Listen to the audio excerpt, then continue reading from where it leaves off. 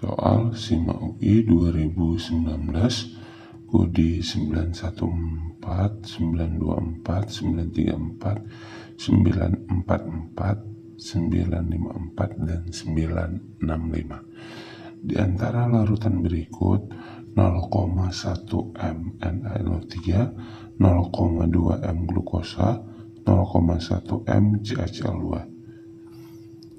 Titik didih meningkat dari yang pertama sama dengan yang kedua, lebih kecil daripada yang ketiga. Yang B, titik beku meningkat dengan yang pertama sama dengan yang kedua, lebih kecil yang ketiga. Tekanan osmosis meningkat dengan yang pertama, lebih kecil dari yang kedua, lebih kecil dari yang ketiga. Nah, yang D, A dan B benar, yang E, A dan C benar. Untuk soal kali ini, solusi sainteknya adalah kita bahas ini mengenai topik yang namanya sifat koligatif larutan. Yang ditanya adalah mengenai titik didih, titik beku, dan tekanan osmotik. Kita cek terlebih dahulu satu persatu. Yang pertama, ada dia namanya titik didih. Jadi kalau titik didih larutan, ya kan? Titik didih larutan. Titik didih larutan ini rumusnya adalah TB, titik didih larutan sama dengan TB 0 atau TB derajat ditambah delta TB. Delta TB ini dirumuskan dengan KB dikali molal dikali I. Kalau titik didih larutannya mau tinggi, maka delta TB-nya ini harus tinggi. TB 0, titik didih pelarut, itu nilainya 100 derajat Celcius jika kita anggap dilarutkan dalam air. Nah, kalau delta TB-nya mau tinggi, maka molalitas dikali I-nya juga harus tinggi. Itu yang pertama mengenai titik didih.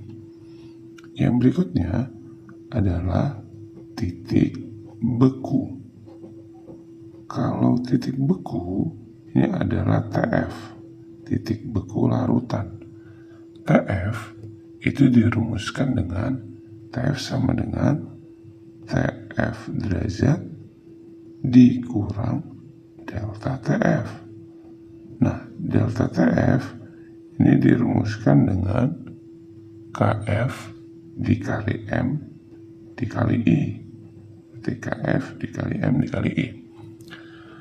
Kalau titik beku larutannya mau tinggi, maka delta TF-nya harus rendah karena di sini kurang.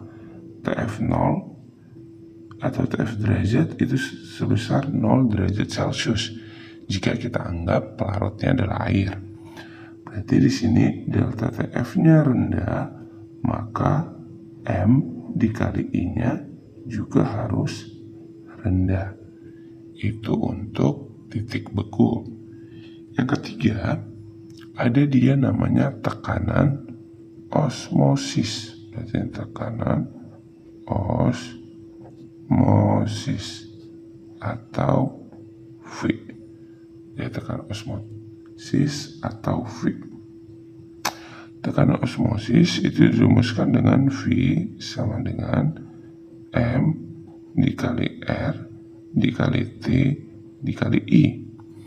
Jadi kalau tekanan osmosisnya mau tinggi, maka M dikali I-nya juga harus tinggi.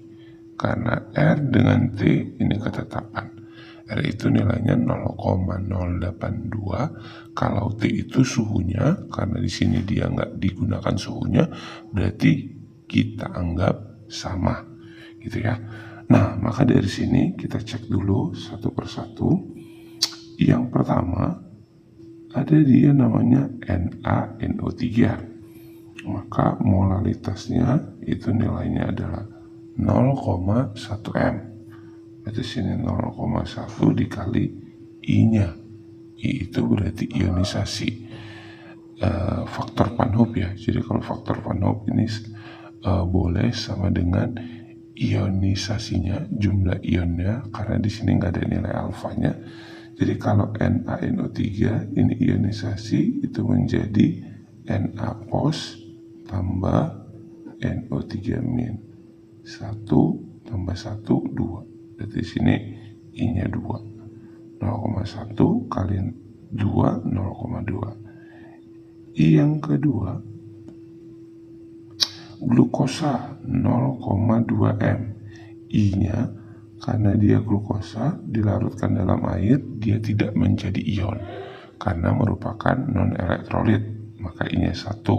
Atau biasanya nggak pakai nilai I, boleh 0,2 kali 1, berarti di sini 0,2. I yang ketiga itu ada CaCl2.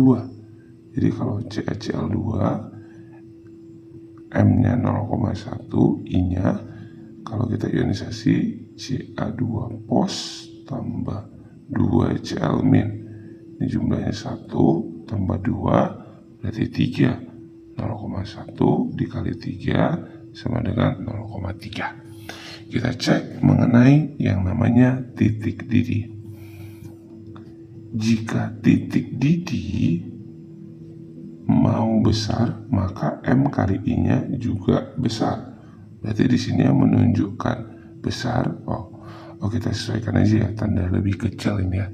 Berarti kita urutin dari yang paling kecil dulu kalau titik didih.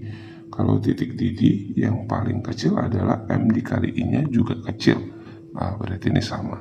Berarti I yang pertama sama dengan I yang kedua lebih kecil daripada I yang ketiga.